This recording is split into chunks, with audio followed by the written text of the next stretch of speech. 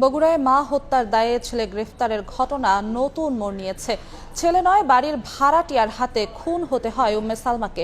অভিযুক্ত মাবিয়া ও তার দুই সহযোগীকে গ্রেফতারের পর এমন চাঞ্চল্যকর তথ্য জানিয়েছে পুলিশ। হত্যার আলামত উদ্ধারে আসামিদের নিয়ে অভিযান চালাচ্ছেন তারা। গত 10 নভেম্বর নিজ ঘরের ডিপ ফ্রিজের ভেতর পাওয়া যায় গৃহবধূ উম্মে সালমার হাত পা বাঁধা মরদেহ। ওই সময় তছনছ ছিল পুরো বাড়ি। এ ঘটনায় ছেলে সাদ ইবনে আজিজকে সন্দেহভাজন হিসেবে আটক করা হয়। র্যাব জানিয়েছিল টাকার জন্য মাকে হত্যা করে ছেলে।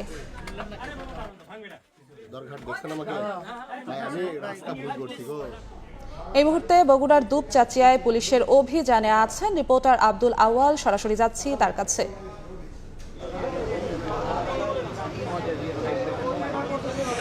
সারা দেশে যেই বগুড়ার দুপচাচিয়ার যে ঘটনাটি নাড়া দিয়েছিল, ছেলের হাতে মাকে হত্যার যেই ঘটনাটি, সেই ঘটনাটির পরে কিন্তু এই যে সাদ ইবনে আজিজারকে র্যাব দাবি করেছিল যে টাকার জন্য এবং প্রেমের সম্পর্কে বাধা দেওয়ায় সে মাকে কুপিয়ে হত্যা করেছে। সেই ঘটনার পর পুলিশ কিন্তু জিজ্ঞাসাবাদের জন্য গ্রেপ্তার সাদ ইবনে আজিজার ছেলেকে রিমান্ডে নিয়েছিল এবং পুলিশের রিমান্ড শুরু হয়েছিল গতকালকে থেকে এবং সেই রিমান্ডের পরেই কিন্তু আসলে চাঞ্চল্যকর সেই ঘটনাটির কিন্তু শুরু হয়। মূলত পুলিশ যেমনটি দাবি করছে যে আসলে ছেলের হাতে মা উম্মে সালমা আসলে হত্যাকাণ্ডের ঘটনা ঘটেনি।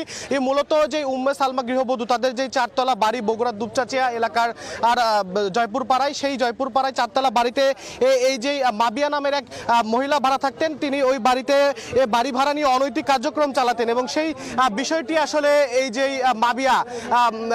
মাবিয়া যে আসামি, তার এই যে অনৈতিক কার্যক্রমের বিষয়টি গৃহবধূ উম্মে সালমা জেনে যাওয়ার কারণে সে তার যে অন্য দুই সহযোগী মুসলিম এবং সুমন চন্দ্র, তাদেরকে নিয়ে কিন্তু আসলে এই গৃহবধূ উম্মে সালমাকে হত্যা করে। এবং আপনারা এই মুহূর্তে দেখতে পাচ্ছেন যে মাবিয়া এই হত্যাকাণ্ডের সাথে জড়িত ও তাকে পুলিশ যে ঘটনাস্থল সেখানে নিয়ে এসেছে এবং তাকে নিয়ে কিন্তু তাদের যে আলামত উদ্ধারের যে অভিযানটি সেটি কিন্তু তারা কিন্তু চালাচ্ছে। এবং এর আগেও আমরা দেখেছি যে তালুচ এলাকা থেকে দুপচাচিয়ার সেখান থেকে যে আরেকজন অভিযুক্ত সুমন চন্দ্র, তাকেও কিন্তু আসলে পুলিশ গ্রেপ্তার করে কিছুক্ষণ আগেই থানা হেফাজতে নিয়েছে।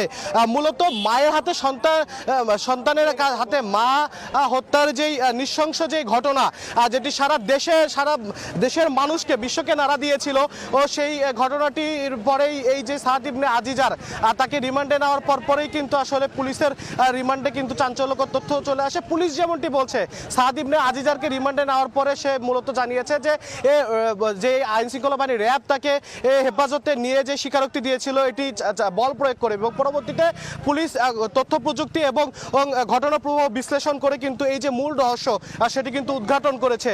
তো চাঞ্চল্যকর যে হত্যাকাণ্ড গৃহবধূ উম্মে সালমা, তার সর্বশেষ পরিস্থিতি জানা ছিল আমার কাছে বগুড়া থেকে। বগুড়া থেকে সরাসরি যুক্ত হয়েছিলেন সহকর্মী আব্দুল আওয়াল।